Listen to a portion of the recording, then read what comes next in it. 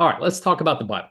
Now, is the Bible fairy tale? Is it fable? Or is it actually an historical, reliable document when you apply any method to it? Okay, so for example, nowadays you're going to hear a lot from people that are just uneducated on the topic. They might not mean any ill will towards it, but they're regurgitating what they've heard from other people, and it's wrong. All right. They'll say things like the Bible's a telephone game. Somebody told somebody, or it's old, it's put together by the church, copy and paste. It's not real. It's just a collection of writings with errors in it. All these things, they're all false. Now, let's leave the religious content out of it for today. I'm going to try to make this as quick as possible. I can really geek out on this if I wanted to. I love this topic because it comes up a lot, and it's just like when you hear people say things like that, you're like, you obviously have not done your research. But that's okay. Let's do the research today. Now, let's leave the religious content out of it. Whether you want to believe what's in the Bible to be true or not, that's another story for another day. But let's just talk about is when compared to the same criteria that you would apply to any historical writing, how's the Bible fare? All right. So there is a method called textual criticism. Historians and scholars, they evaluate these ancient writings based off of this method. Very rigorous.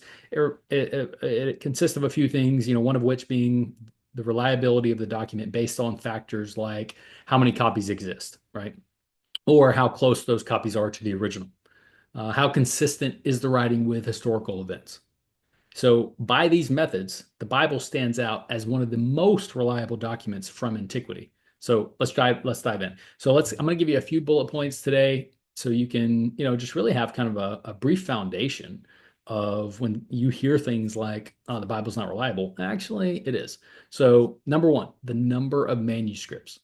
So the more copies of a manuscript that there is of an ancient writing, the easier it is to cross-check for and verify, its accuracy, right? So Plato, everybody's heard of Plato. Most people would say that he actually is, his writings are reliable, right? Or the writings of him are reliable. So there are about 250 surviving manuscripts.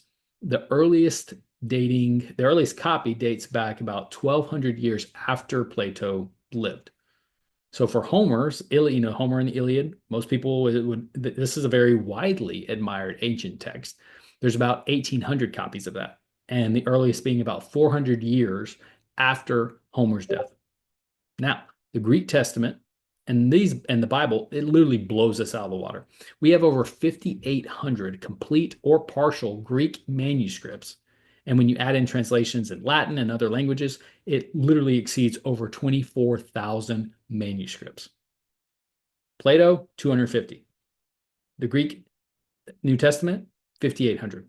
All the translations together, over 24,000. That's incredible. It's incredible. And some of the earliest copies of those were written anywhere from 30 years after the death of Christ to, up to 100 years, right? It's unparalleled in the level of manuscript evidence that we have. So that's number one. Number two, the time gap between the original events and the earliest copies. The shorter the gap, the better it is, right? The original events and the surviving copies, there's less room for error, less room for distortion to creep in. So for most, the ancient text, this gap is about anywhere from 100 to 1,000 years. For example, the earliest copy of Julius Caesar's Gallic Wars comes, and I think I said that right, Gallic, I think it's Gaelic, 1,000 years after it was written, right? The earliest copies, 1,000 years after it was written. So in contrast, some of the New Testament fragments that we have, like the famous John Rylands papyrus, they're dated 125 AD. That's just a few decades after the life of Jesus. This means that the Bible's timeline is much closer to the original events and making it far more reliable than most of the other works that we have, right? Other ancient documents that we would consider reliable.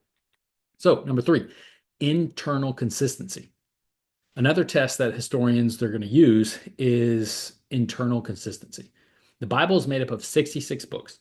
All right. It was written by over 40 authors, and it was across a span of about 1,500 years. So despite this, its message remains just remarkably cohesive.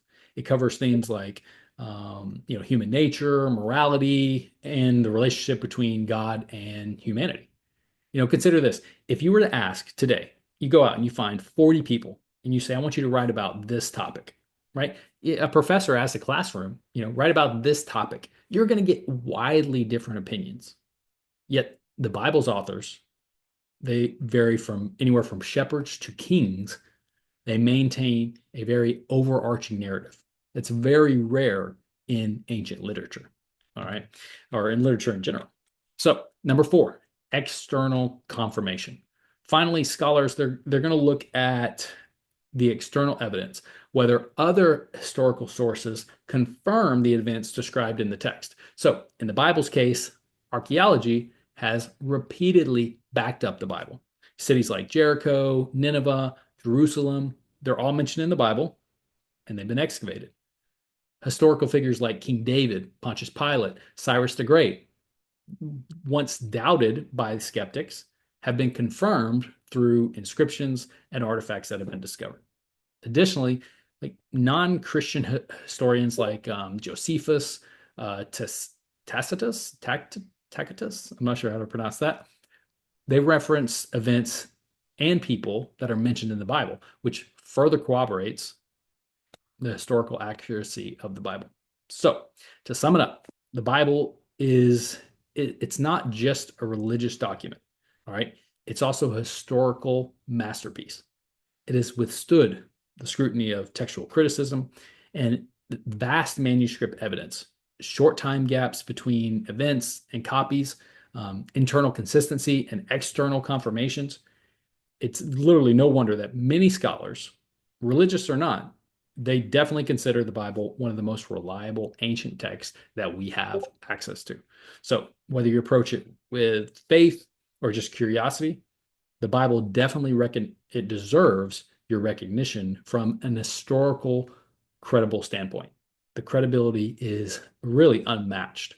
All right. So, think about that next time you hear, oh, you can't rely on the Bible. You certainly can rely on the historical accuracy of the Bible, of the documents, of the text. And we'll dive into whether, the religious content inside, once again, in another devotion. So take care. Hope you got a lot of value of this. Hopefully this was a little eye-opening to you. And we'll see you back next week. All right. Take care. God bless. Bye.